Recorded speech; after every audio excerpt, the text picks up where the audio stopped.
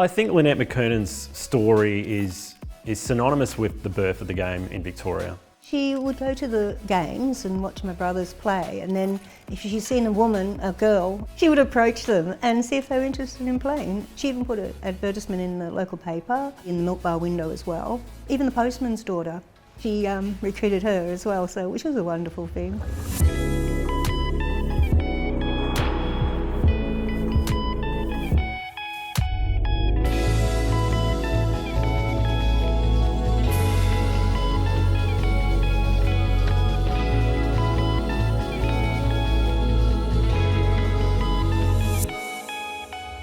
I guess the story of Lynette is just one that's not often celebrated when we look at the administration of sport. Clearly an imperative figure in organised women's football actually taking off in this state. Well, my mum, she was quite a strict mother. She kept us all in line. She didn't like us to not use our manners at all times, even on the field, as I mentioned. She was only petite, she was only 5 foot, but she had a lot of determination.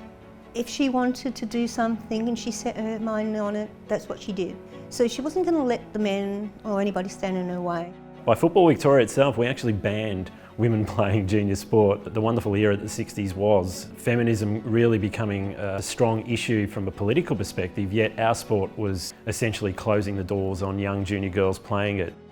It's people like Lynette McKernan who really fought hard to get their girls or get their younger women playing the sport, but then finding grounds, finding clubs who might happily commingle with those teams, and then ultimately organise the sport so that enough of those teams could actually form a competition.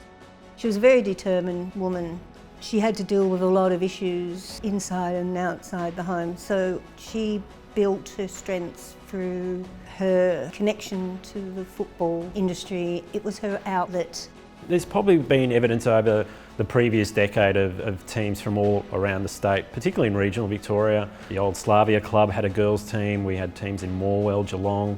Those teams were playing regularly, but they were essentially just playing practice matches, the odd charity match, maybe an exhibition match. Now we look at gala days and you conceivably have 240 teams playing on 3 or 4 pitches in a given day. It's second nature to us, and it's second nature in girls football.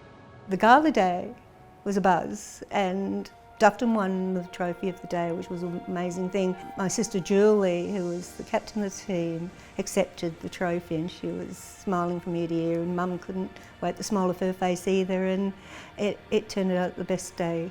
By the time they organised the gala day, they had 6 teams of girls playing against each other, and we've seen this beautiful Lynette McKernan trophy which her daughter has brought in, and that quite conceivably is the first trophy that women's teams have played for in Victoria. Back then, to have that many girls' teams in one place at one time playing for a trophy was unheard of.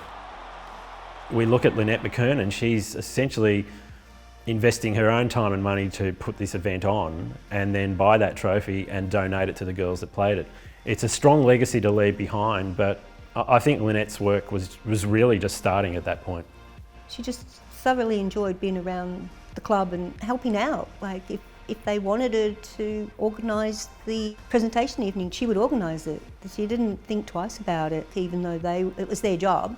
And it's clear, there's the written documentation of club being disgruntled with Lynette because she was essentially, running her own fundraising events outside of the club's philosophy or outside of the club's realm. It sort of speaks to the way that women's football was looked at the time. You've got to do to achieve, and she was getting heaps of publicity. They just wanted to steal it away from her. She essentially didn't take no for an answer, and it was a case of, well, no, there's interest here and we're going to make sure that we actually start doing this and doing it right. That's why I'm here today. She is the winner. The Doveton-Bayswater curtain raiser to the Victoria Cruzeiro clash from 1973, it basically illustrated to the masses that women's football was not just a case of hit and giggle. These were teams that were coached, that were playing tactically good football and were playing probably above and beyond what a lot of people's expectations were. Lynette's role in that match is one, again, of perseverance. She fought admirably to get her team on the roster when the Victorian Soccer Federation wanted to have a girls' match at the time, and credit to them to actually see the value in doing it. It was Doveton and Bayswater that they called up. for them to ask Dufton, of all teams, to do this curtain raiser, she just thought, well, we're all going to have to train harder because we're going to win this game. It was the club that realised then, okay, well, we might actually be able to milk some publicity out of this. And they essentially pushed Lynette out of the club. She was removed from her position prior to the game. And it caused a lot of grief within, the McKernan family. She was devastated.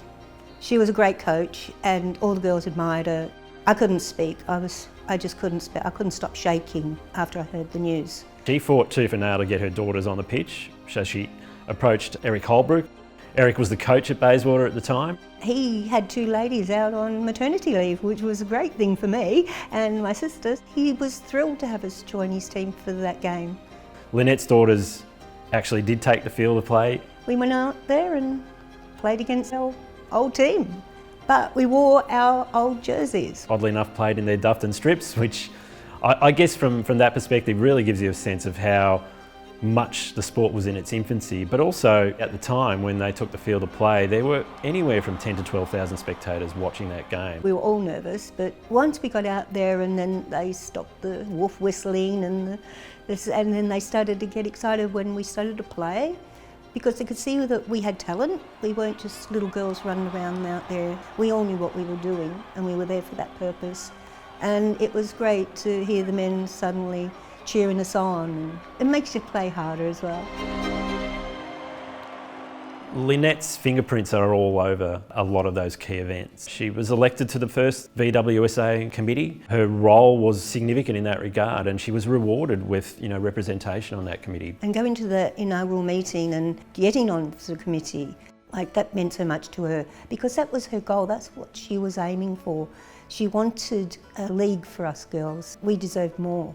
And she got us there. When we look at a Hall of Fame and why the Hall of Fame exists, it's not just about players, it's not just about coaches, it's about everyone in the sport. We knew this was a person who needed to be honoured because of the role that they played in getting the sport up and running to the level that it is now. And we look to the future where we're about to host the Women's World Cup. In the very next year, we're celebrating 50 years of organised women's football, and Lynette McKernan plays a key role in that.